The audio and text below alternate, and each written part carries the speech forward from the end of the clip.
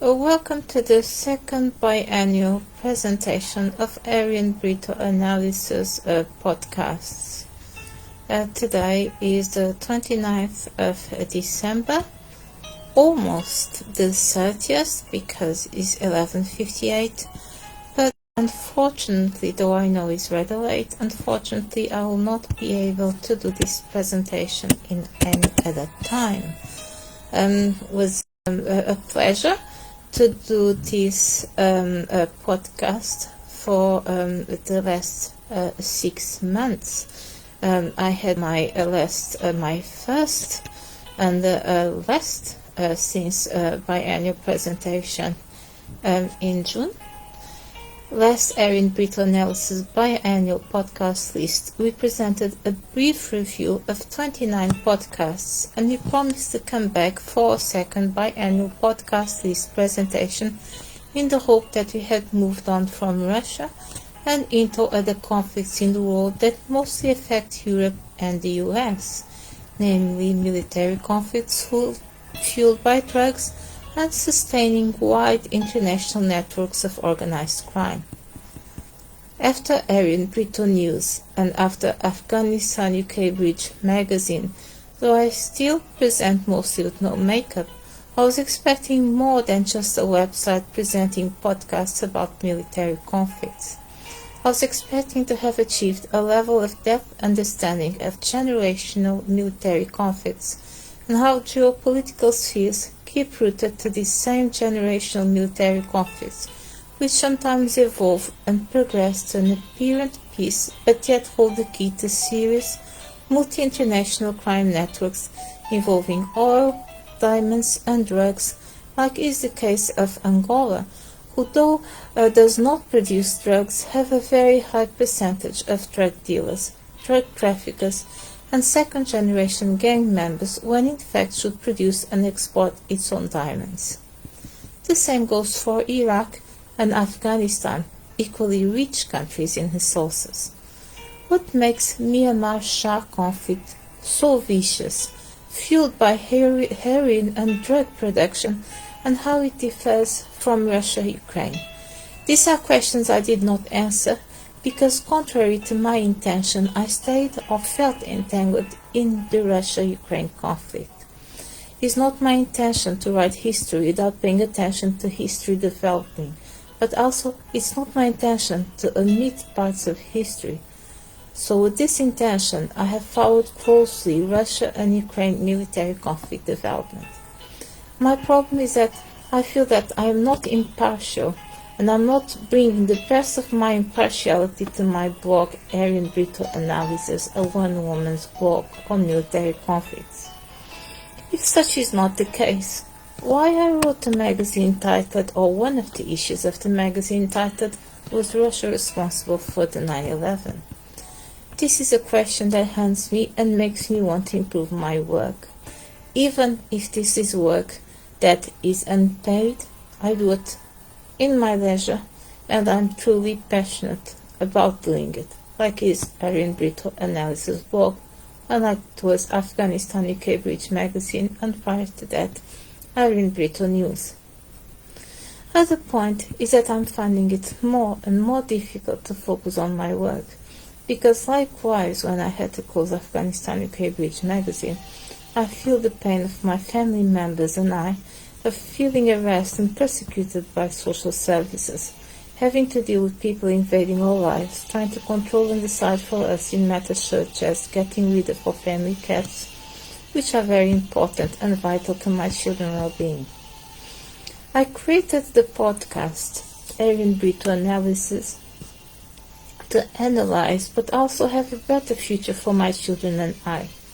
In the hope that I'll get a job in the United States, I set to start something that for me is unique, but also vital in recording history.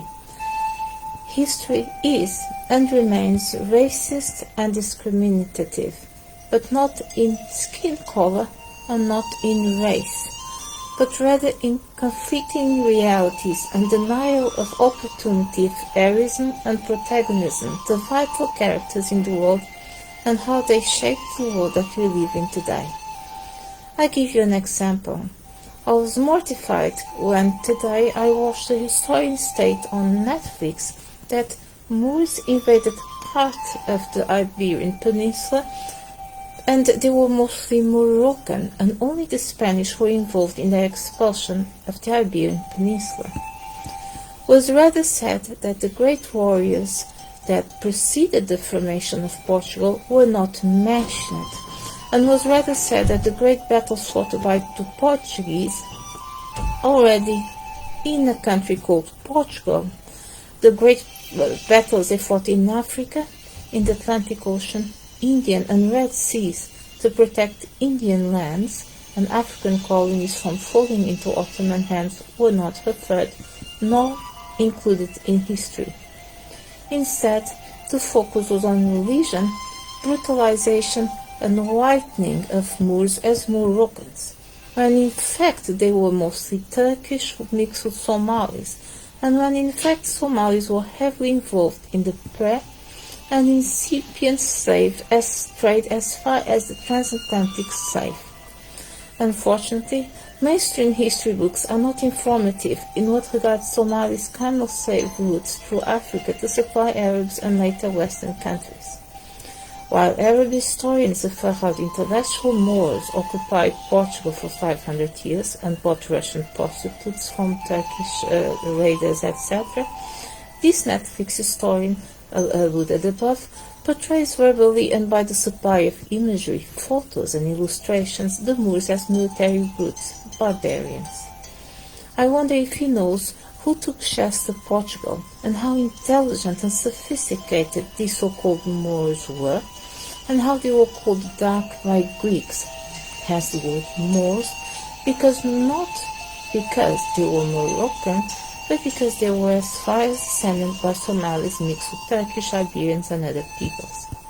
No, instead historians like him refuse to acknowledge how free Africans like Somalis were free pre and during slavery, how Somalis used Portugal crusaders' military supports to fight and hunt for Ethiopians who were sold to slavery, and how Indians not only contributed to the first Africans being exported to slavery in inhumane conditions by the Portuguese, who took them to slave forced work in India, but also Portuguese exploitation of Japanese sexual slaves to India to serve primarily Western military before Indians resorted massively to forcing Indian women to prostitute and leaving colonies infected with sexual diseases while serving the British military and Indian military, and how India partook in wars in Myanmar during British rule and in cultivation of opium in India, the so-called India drugs landlords, in Afghanistan and Myanmar. No, because why do this historian ignore it and omits? Because, unfortunately, history, as a product of mainstream historians, is only about a dichotomy that excludes the now so-called third world countries from their glorious and equality eras. Is history in the right direction? Looking at today's conflicts, can we say that history is in the right direction? Saying yes would be the same as saying that my blog is not notoriously biased against Russia. Equally, that we are not now moving towards a pre-colonial and potentially slavery time as the world becomes more militarized, more polarized, more ethnic and diverse, and more rebel at conforming with stereotypes such as white, just like in the ancient times where whites and fair were only the rich ladies who stayed at home all day. We are now in an era where racial privileges are to be recognized and vindicated, but equally where gender dysphoria opens the doors to future new family realities which challenge Western realities, but not colonial realities, such as Thailand and Vietnam, where ladyboys still resemble the same as those of the colonial past. What about royal institutions? Russians brought down Tsars, France brought down self-made emperors like Napoleon, but Britain never brought down kings until a mixed-race American woman was brought into the family and took away a prince. The British media have established a pervasive correlation of her weight in history to bring down the monarchy to the mistake of a previous king who abdicated the British crown to marry an American divorcee. But have the British ever run in the streets in fury over the monarchy? No, because the British still believe that history is right, and Britain is the ruling order of the world, and the British should lead in civism and solidarity towards others. This leadership seems to keep the dream alive for many Ukrainians, but also Russians who are fed up of oligarchies and anti-Semitism allegedly affecting their society negatively. Mental health is now a luxury for many Russians and Ukrainians alike, who are feeling lost and despaired with the unbearable loss of loved ones and their known acceptable ways of making a living and feeding their loved ones. We seem to be focused on nuclear energy and potential nuclear war and seek new ways to curb Russia's image as potentially dangerous by associating Russia's image with Iran, another nuclear walking ahead. If this is a well-grounded fear, we will end with the end of everything. If it is not, history will usher Russia losing further ground. This is why I started my second biannual podcast on the 5th of June 2022 with the podcast titled "Is Russia Ready to Lose Everything in the Arctic?" and why, when it concerns Russia, I end up with a podcast titled "Russia Walking Towards Factual and Diplomatic Invasion" before the analysis on the US-Africa Summit, because I wanted to believe that history is what we believe and what we analyze.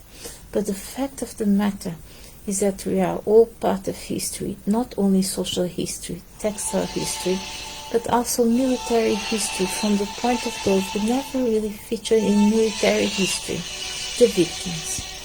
We end up being victims of all these conflicts, even without being physically in war zones, because of the simple fact that conflicts seem to start with little to nothing, but fall in a net of need to achieve substantial supremacy over its enemy and seek such through drug production and drug trafficking, human trafficking, money laundering, etc. Activities making the evil forces of the universe incredibly powerful and manipulative towards others' lives and destinies. Not surprising, gangs end up taking over small local councils, and we seem to watch such news as nothing out of the extraordinary. Yet the truth is that once again, history does not only repeat itself, but seems to have a day and a night, and a 24-hour period which means spans years, yet take us to the same point where we never really left. Impotence to change the course of history, and how humanity seems to always get worse rather than better at being good to each other. That is why I believe that is not only current historical facts that lead us to the basic undisputed conclusion that we are moving from colonial to slavery time, facts like more governments being directly involved in human trafficking like Libya government, but the fact that people is all that remains in periods of hunger and widespread climate disasters. Historians tend to be known to look back, while scientists tend to be known to solve the present and bring the future to the present via science discoveries and new technologies like robots. But I can only advise all my followers and listeners to look back with me, to see our collective future and how now the well-disputed but equally well-irrefutable climate change scientific phenomenon is a contributing factor to us humanity progressing to a brief colonization. Yes, a brief period of colonialism, following a long period of institutionalized slavery in several countries, because we are all we have when everything else goes wrong. And the same goes for our present and future collectively as humanity. Therefore, I would like to use this second biennial, I'd like to use this second biennial presentation of Ariane Brito analysis podcasts to ask my followers to stay tuned and look to the future with me after this podcast list I present you. Thank you. On number 31 is Russia about to lose everything in the Arctic, which was published on the 5th of June 2022. Number 32, the next 3 steps for Russia endgame. Number 33, how is the architect of war on Iraq involved in Russia-Ukraine planning? Podcast number 34, US should not have mentioned Azerbaijan gas for Europe without saying jihad. Number 35, my analysis on today's NATO ex-Secretary General's proposal for Russia. Podcast number 36, US-Russia international trade policy from a Russian perspective. Number 37, new configurations of Russia international power and NATO. Podcast number 38, Russia and not balance on the NATO summit. Podcast number 39, ExxonMobil taxes versus Russia and the future ahead for we the people. Number 40, Belgium seabed proposals, which were dated the 8th of July 2022. Number 41, Russian Nazism dissertation and how space will play a role in the future. Podcast 42, Russia will be presenting the case of Nazism in Ukraine at 9 p.m. UK time, my source. Number 43, Russia about to come live, my prediction on what Russia is trying to achieve. I further submitted some translated Russian military news of a Russian newspaper, giving an idea of how the situation was boiling internally in the West Slavic Empire. Podcast number 44, Russia Federation tour in Africa at the same time that announces that will be leaving the Western Space Station to start its own.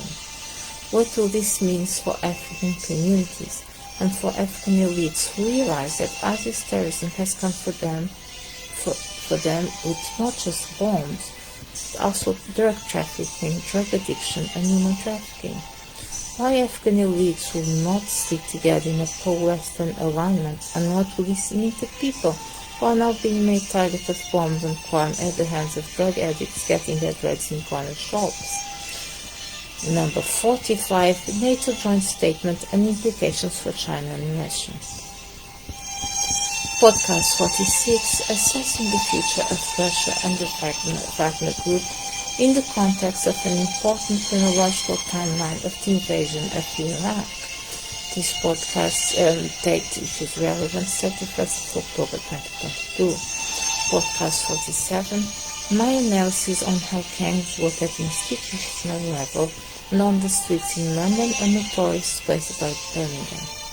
Number 48, Russia walking towards factual and diplomatic invasion. Number 49, Central Europe Week by the Atlantic, my questions. Number 50, are we up to the new kingdom of evil, or does the UK and Russia need to move on?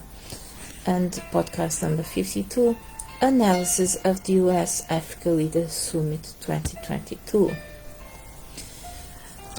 It's quite unfortunate that I don't have the time, not the means. I don't ask for anything, no donations or anything, to do the podcast more heavily, but it's also quite unfortunately that conflicts are becoming more and more violent and affecting more and more lives on a minute and second base.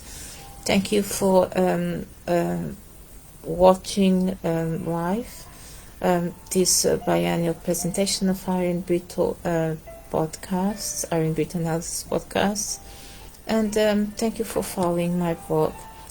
Happy New Year! All the best for everyone for 2023. Cheers to 2023 then. Bye.